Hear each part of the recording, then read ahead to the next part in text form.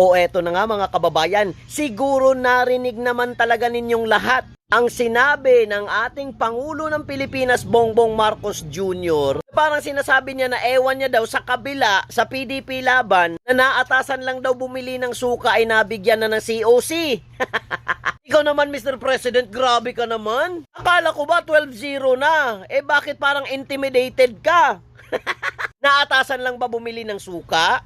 At least nakagraduate. Naatasan lang ba bumili ng suka at binigyan lang ng COC? At least mga abogado. Si Pangulong Duterte naatasan lang din bang bumili ng suka? At least abogado, naging presidente, may pagmamahal sa bansa at nakilala sa buong mundo. Naalala ko nung kapanahunan niya, walang tigil ang praises niyo sa kanya. Naalala ko nung kapanahunan niya, palagi kayong nakabuntot sa kanya. The only mayor na napakabilis umaksyon tumulong sa iba sa kapanahunan ng sakuna, di ba? O ngayon, naatasan lang ba talaga bumili ng suka? Masyado ka naman sa lahat ng taong naatasan na bumili lang ng suka. Palibasa, hindi ka minsan nakaranas na inutusang bumili ng suka. Ako, Mr. President, okay lang. Natawagin mo yung mga tao na yan na naatasan lang bumili ng suka. At least hindi sinusuka.